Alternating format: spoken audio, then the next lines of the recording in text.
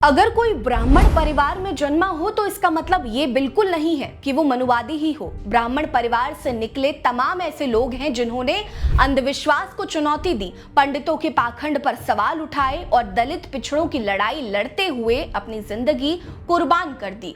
सामाजिक कुरीतियों के खिलाफ आवाज उठाने वाले ऐसे ही एक शख्स थे नरेंद्र दाभोलकर, जो बाबा साहेब के कट्टर समर्थक थे और जिनकी आवाज ने पाखंड को चुनौती देते हुए दलितों और पिछड़ों को एकजुट करने का काम किया था। नमस्कार, मेरा नाम है रीटा और आज की वीडियो में मैं आपको बताऊंगी कि आखिर मनुवादी ताकतों ने दलितों को अंधविश्वास के अंधेरे से निकालने वाले महान क्रांतिकारी नरेंद्र दाभोलकर की हत्या क्यों कर दी थी। 1 नवंबर 1945 को सतारा के एक संपन्न ब्राह्मण परिवार में जन्मे नरेंद्र दाभोलकर अपने 10 भाई बहनों में सबसे छोटे थे। उनके पिता अच्युत और मां ताराबाई ने उन्हें संस्कारों के साथ बड़ा किया। नरेंद्र ने न्यू इंग्लिश स्कूल सतारा से पढ़ाई की और फिर विलिंगडन कॉलेज संगाली से हाई स्कूल पूरा कर लिया। मीरज के सरकारी मेडिकल कॉलेज से MBBS की डिग्री हासिल करके वो डॉक्टर बन गए। उनकी शादी शैला नामक महिला से हुई और उनके 2 बच्चे हामिद और मुक्ता उनके विचारों को प्रतिबिंब थे। नरेंद्र दाभोलकर नास्तिक थे। वे ईश्वर, चमत्कार या किसी अलौकिक शक्ति में यकीन नहीं करते थे। उनके लिए हर चमत्कार के पीछे विज्ञान था और अंधविश्वास सिर्फ एक छलावा था। इसीलिए उन्होंने अपने बेटे का नाम समाज सुधारक हामिद दलवई के नाम पर रखा और बेटी का नाम मुक्ता रखा, जो उनकी आजाद सोच को दर्शाता था। वे शादी विवाह में होने वाली फिजूल खर्ची और शुभ मुहूर्त की परंपरा के सख्त खिलाफ थे। उनके लिए ये सब अंधविश्वास की जंजीरें थी जो समाज को जकड़े हुए थी। 12 साल तक डॉक्टरी करने के बाद दाभोलकर ने देखा कि गरीब और पिछड़े लोग बीमारियों के इलाज के लिए डॉक्टरों के बजाय तांत्रिकों, बाबाओं और मौलवियों के पास जाते हैं। लोग मानते हैं कि तंत्र मंत्र से हर मर्ज ठीक हो सकता है, जबकि डॉक्टर उन्हें नुकसान पहुंचा सकते हैं। इस अंधविश्वास को देखकर दाभोलकर का मन विचलित हो गया। उन्होंने डॉक्टरी छोड़ दी और सामाजिक कार्यकर्ता बनकर अंधविश्वास के खिलाफ क्रांति शुरू कर दी। उनका पहला कदम बाबा अधवा के एक गांव एक पनोथा आंदोलन से जुड़ना था। इस आंदोलन का मकसद जातिगत भेदभाव को खत्म करना था। दाभोलकर ने लोगों को समझाया कि एक ही कुएं से पानी पीने से ना तो कोई धर्म भ्रष्ट होता है और ना ही कोई बीमारी होती है। ये सिर्फ अंधविश्वास का जाल है। इस आंदोलन ने उनकी सोच को और पक्का किया और 1989 में उन्होंने महाराष्ट्र अंधश्रद्धा निर्मूलन समिति यानी कि MANS की स्थापना की। इस मंच के जरिए उन्होंने तथाकथित चमत्कारी बाबाओं, तांत्रिकों और पुजारियों के खिलाफ मोर्चा खोल दिया जो बीमारियों को ठीक करने का दावा करते थे। ब्राह्मण परिवार से होने के बावजूद दाभोलकर ने दलितों और पिछड़ों की तकलीफों को करीब से देखा। वे बाबा साहेब अंबेडकर से गहरे प्रभावित थे।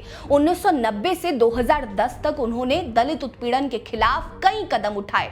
उन्होंने मराठावाड़ा विश्वविद्यालय का नाम बदलकर बाबा साहेब अंबेडकर के नाम पर करने की वकालत की। उन्होंने अंधविश्वास के खिलाफ कई किताबें लिखी और 3000 से ज्यादा जनसभाओं को संबोधित किया।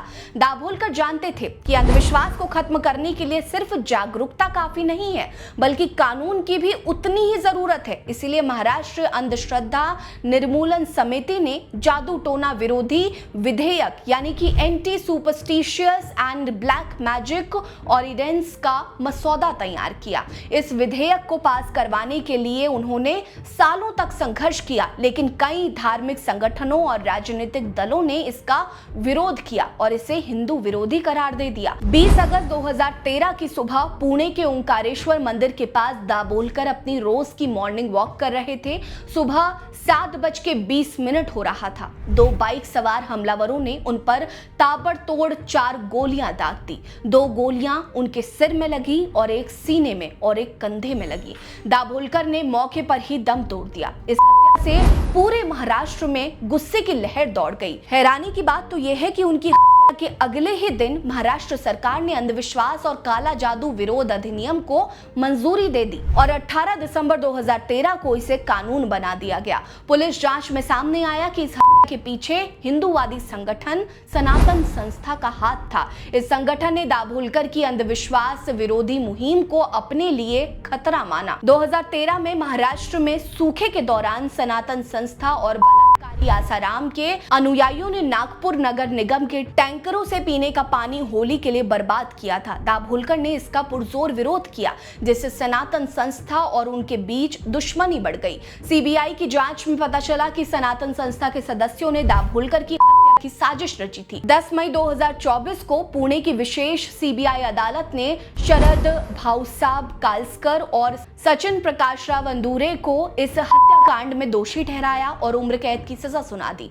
साथ ही उन पर 5 लाख रुपए का जुर्माना भी लगाया। लेकिन इस हत्याकांड के कथित मास्टरमाइंड वीरेंद्र सिंह तावड़े, संजीव पुनालेकर और विक्रम भावे को सबूतों के अभाव में बरी कर दिया गया।